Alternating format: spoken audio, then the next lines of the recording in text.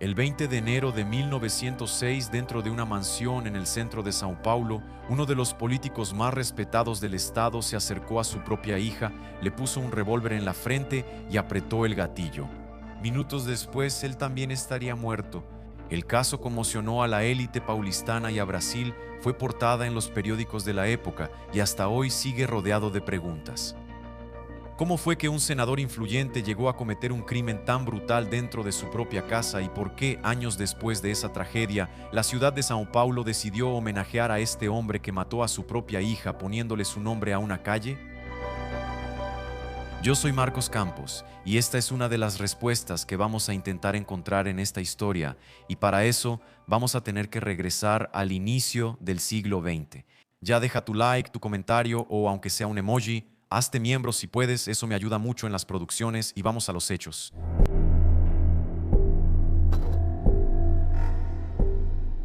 Francisco de Assis Peixoto Gomide Jr. nació en la ciudad de São Paulo el 24 de marzo de 1849, hijo de Francisco de Assis Peixoto Gomide y Clara Bueno Peixoto. Nació en una familia que ya tenía presencia en la vida pública paulista. Su padre había sido diputado provincial y diputado general durante el imperio, lo que colocaba a la familia Gomide entre los grupos tradicionales de la política paulista del siglo XIX.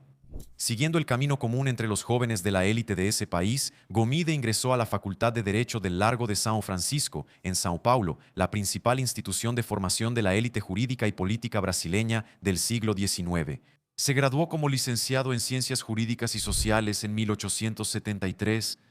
Aún joven, comenzó a actuar como fiscal en la comarca de Amparo, en el interior de São Paulo. Poco tiempo después, empezó a involucrarse de forma más activa en la política y el periodismo. En 1880 fundó junto con Bernardino de Campos el periódico republicano de la época, defendiendo las ideas republicanas que empezaban a ganar fuerza en el país en los últimos años del imperio. Con la proclamación de la República, en 1889 su carrera política tomó un nuevo impulso. Gomide empezó a ocupar cargos administrativos importantes en el Estado y se acercó al Partido Republicano Paulista, que dominaría la política del Estado durante las primeras décadas de la República. En 1893 fue elegido senador del Estado, teniendo una trayectoria de gran influencia dentro del legislativo paulista. Poco tiempo después, se convirtió en presidente del Senado del Estado de São Paulo, una posición de enorme relevancia política en ese periodo. En la estructura política de la época, el presidente del Senado del Estado podía asumir el gobierno del Estado en determinadas circunstancias. Fue exactamente lo que sucedió algunas veces, y Gomide llegó a ejercer interinamente el gobierno de São Paulo en diferentes momentos entre 1896 y 1898, durante las ausencias del titular del cargo. En su actuación política, él participó en diversas iniciativas administrativas del Estado. Entre ellas estaban proyectos relacionados con la expansión ferroviaria, políticas de inmigración y también apoyo a instituciones de caridad y educación pública. A principios del siglo XX, Peixoto Gomide era visto como un político experimentado, bien relacionado y profundamente insertado en los círculos de poder de la capital paulista. Él estaba casado con Ambrosina Pinto Nunes Gomide, con quien tuvo hijos. La familia vivía en una gran casona en la entonces Rua da Princesa, en el centro de São Paulo, hoy llamada Rua Benjamin Constant. La residencia se encontraba entre dos puntos fundamentales de la ciudad en ese período, la Praça da Sé y el Largo de São Francisco, donde funcionaba la famosa Facultad de Derecho. Era en ese ambiente donde crecían los hijos del senador. Entre ellos estaba Sofía Gomide. Sofía tenía 22 años al inicio de 1906. Como era común entre las jóvenes mujeres de familias tradicionales de la época, su educación estaba orientada principalmente a la vida doméstica y al matrimonio. Y en ese momento específico, la casa de la familia estaba llena de preparativos para una ceremonia que se acercaba rápidamente. Sofía estaba comprometida. La boda ya tenía fecha fijada. Faltaba solo una semana, la boda. El hombre que estaba a punto de casarse con Sofía Gomide se llamaba Manuel Batista Cepelos. Él nació el 10 de diciembre de 1872 en la ciudad de Cotia, que en ese entonces era una pequeña localidad rural en las afueras de la capital paulista. Su padre era Antonio Batista Cepelos, maestro de primaria. La familia no pertenecía a la élite económica o política de São Paulo, lo que hacía que la trayectoria de Manuel fuera muy diferente a la de Sofía. Mientras ella creció en un ambiente de prestigio social y estabilidad financiera, Cepelos construyó su posición profesional gradualmente. Aún joven, él trabajó como soldado de la Fuerza Pública de São Paulo, la corporación que más tarde daría origen a la actual Policía Militar del Estado. Con el tiempo, él decidió invertir en su formación académica e ingresó a la Facultad de Derecho del Largo de San Francisco, una de las instituciones, como vimos, más importantes del país en ese periodo. La facultad reunía a estudiantes provenientes de diferentes regiones de Brasil y funcionaba como un verdadero centro de formación de la élite política e intelectual de la Primera República. Cepelos concluyó la carrera de Derecho e inició su carrera en el Ministerio Público Paulista, desempeñándose como agente del Ministerio Público en ciudades del interior del estado. Paralelamente a su carrera jurídica, también se dedicaba a la literatura, escribía poesía e incluso publicó algunos libros a principios del siglo XX. Su trabajo llamó la atención de figuras importantes del escenario literario brasileño de la época. El poeta Olavo Bilac, uno de los nombres centrales del movimiento parnasiano, llegó a elogiar su producción y escribió el prefacio de una de sus obras. Dentro de los círculos intelectuales y jurídicos de la capital paulista, Cepelos empezó a ganar cierto reconocimiento y fue en ese ambiente donde conoció a Sofía Gomide. No existen registros detallados sobre las circunstancias exactas del primer encuentro entre los dos, pero es probable que el contacto haya ocurrido. Dentro de los círculos sociales que conectaban a los juristas, políticos e intelectuales ligados a la Facultad de Derecho y a los ambientes culturales de la ciudad, la relación evolucionó y, en algún momento a principios de la década de 1900, los dos se comprometieron. Inicialmente, Peixoto Gomide aprobó la relación. Algunos relatos históricos, incluso, sugieren que el senador llegó a ayudar a Cepelos en determinados momentos de su formación académica, lo que indica que existía una relación de cercanía entre los dos antes del compromiso. Cuando el matrimonio fue anunciado oficialmente, la ceremonia se programó para el 27 de enero de 1906, pero a medida que se acercaba la fecha, empezaron a surgir comentarios en los círculos sociales de la capital. Parte de la élite paulista veía el matrimonio con desconfianza, por decirlo menos. El origen social de Cepelos, hijo de un profesor, exsoldado de la fuerza pública y poeta, contrastaba con la posición de la familia Gomide, que ocupaba un lugar importante en la política paulista. En la São Paulo de comienzos del siglo XX, profundamente marcada por jerarquías sociales rígidas, este tipo de unión podía generar críticas y comentarios malintencionados. Algunas crónicas de la época, incluso, registran el tipo de observaciones que circulaban por ahí entre los miembros de la élite paulista. Y no es que Gomide va a casar a su hija con un bohemio, un poeta. Aún así, los preparativos para la boda seguían firmes. Dentro de la mansión de la familia Gomide, los días pasaban entre visitas, conversaciones y organización de la ceremonia. Los días antes del crimen, a medida que avanzaba el mes de enero de 1906, los preparativos para la boda de Sofía entraban en la fase final. La ceremonia estaba programada para el 27 de enero y dentro de la mansión de la familia, en el centro de São Paulo, los últimos detalles de la celebración comenzaban a organizarse. En ese periodo, bodas así, de la élite paulistana, eran eventos sociales muy importantes. No se trataba solo de la unión entre dos personas. Era un acontecimiento que movilizaba redes familiares y sociales. Los invitados eran seleccionados cuidadosamente, con esmero. La ropa se preparaba con anticipación y la propia casa de la familia se convertía en un espacio de constante movimiento. Relatos posteriores indican que externamente todo parecía muy normal. Sofía seguía involucrada en los preparativos de la boda, como era común en esa época, ¿verdad? Parte del ajuar incluso estaba siendo preparado por ella misma, bordados y piezas que usaría en su vida de casada, en su vida doméstica. Al mismo tiempo, amigos de la familia ya comentaban sobre la cercanía de la ceremonia. Pero dentro de la casa, algunas personas empezaron a notar cambios en el comportamiento de Peixoto Gomide. Tal vez para él, la ceremonia no se estaba acercando, o al menos no debería.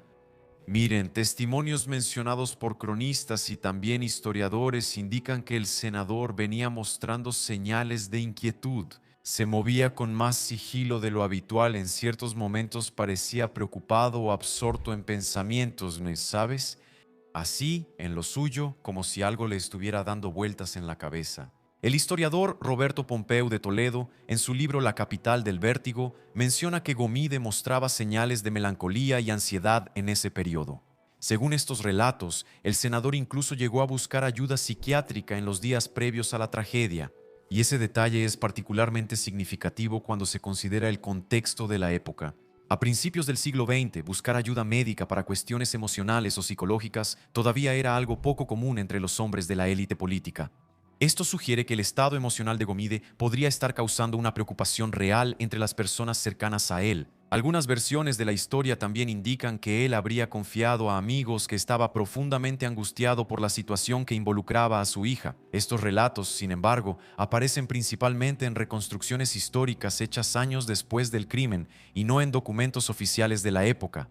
Aún así, ayudan a ilustrar el clima de tensión que aparentemente se formaba en los días cercanos a la boda.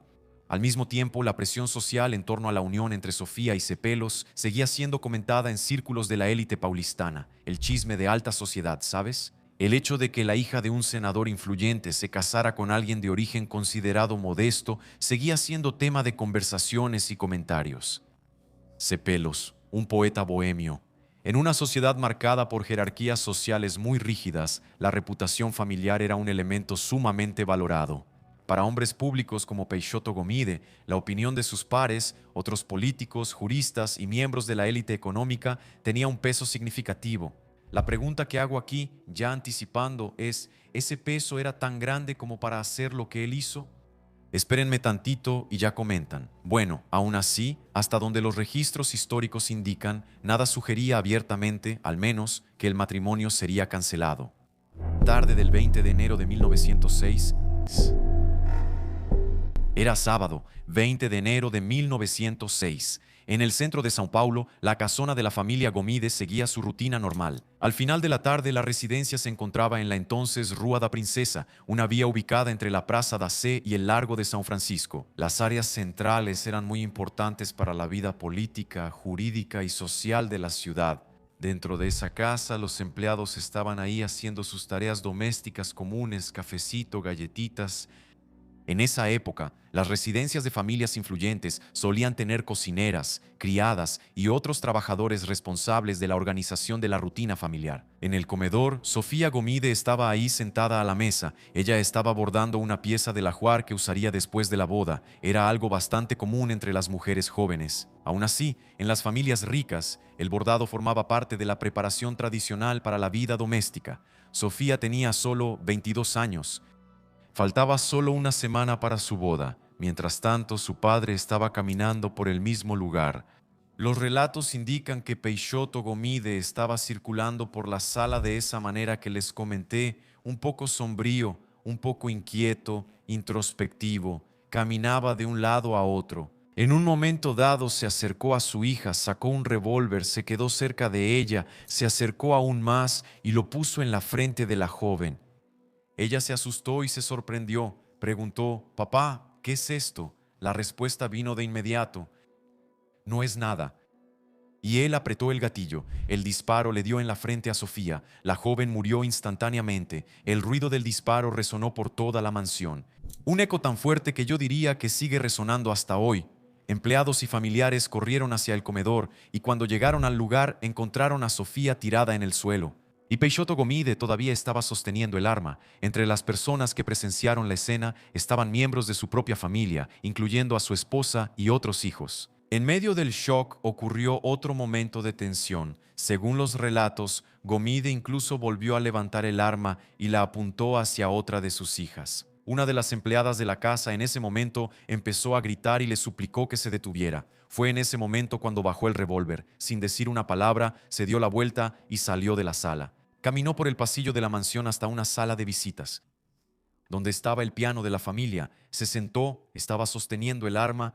Entonces intentó quitarse la vida. El primer disparo, fíjense, falló. Por unos instantes hubo silencio dentro de la casa. Después giró el tambor de nuevo. Lo intentó de nuevo y esta vez tuvo éxito.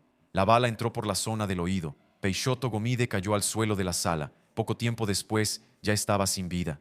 Dentro de esa casona, en cuestión de minutos, 2 vidas habían sido interrumpidas sin ninguna explicación obvia. El senador, de 56 años, una de las figuras más influyentes de la política paulistana, y su hija, de 22 años, que se preparaba para casarse en una semana. La noticia del crimen, claro, corrió como la pólvora. El episodio ya se comentaba en todos los lugares de la capital. En los días siguientes, los periódicos de São Paulo empezaron a tratar el caso como una de las tragedias más impactantes jamás registradas en la sociedad paulista. Bueno, amigos, ahora necesitamos hablar de lo que pasó después, ¿no? Antes de terminar aquí de contar toda la historia del caso en sí. Aquí entran esas especulaciones, tesis, teorías, hipótesis, etcétera y tal.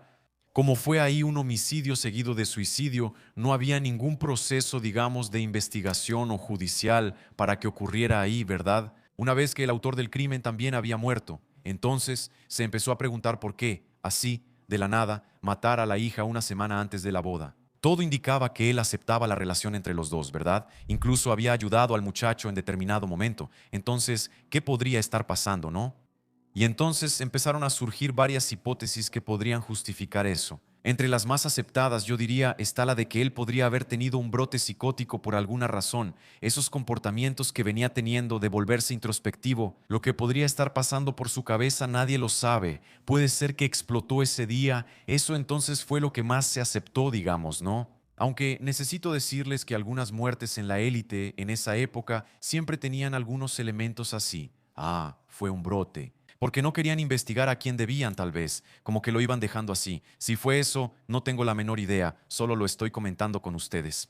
Otra hipótesis que surgió, y aquí es de esas que suenan como teoría de conspiración, pero que circuló, es que en algún momento antes de la boda, tal vez en ese periodo en que empezó a ponerse raro, ¿no? Peixoto Gomide. Dicen que él se enteró de que Cepelos podría ser medio hermano de su hija.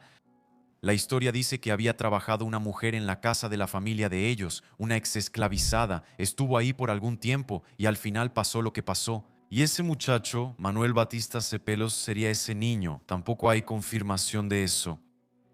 Porque, o sea, si eso tiene fundamento, ¿por qué se enteró hasta después? Si realmente era hijo de esa persona que trabajaba ahí, pero no de él, y por eso ayudó, también puede ser una cuestión a considerar, pero hijo de él. Entonces él solo se enteró cerca de la boda. ¿Cómo? ¿Quién lo dijo? ¿Será que eso fue encubierto en ese momento? ¿Solo se enteró después? Después empezó a atar cabos. O sea, nada contundente, ¿verdad? Se rumoró mucho, pero ningún documento oficial que lo corrobore. Pero como se ventiló, estoy aquí comentándolo con ustedes. Porque para que un padre se acerque a su hija de 22 años, le ponga un revólver en la frente y dispare, tiene que estar muy decidido a hacer eso, o realmente en un brote, o con una motivación muy grande, ¿no es así? Porque si piensas en los chismes que estaban surgiendo allá, que les comenté, ¿no? De prejuicio, eso pesaba mucho para él, porque él era un tipo, ¿no? Estaba en lo alto allá, tal. Pero es lo que pregunté antes. Ese peso era tan grande como para hacer una barbaridad así con su hija. No tiene, parece, mucho sentido. Es que así, cuando estamos en el universo de True Crime, nada tiene mucho sentido, ¿verdad? Las personas son capaces de todo, ya lo hemos visto aquí, pero en fin, estoy presentando aquí las principales posibilidades para una posible motivación. Comenta aquí qué piensas. Y ahora necesito comentarles aquí, continuando, sobre lo que pasó con el pobre Cepelos, ¿verdad? El destino de Cepelos.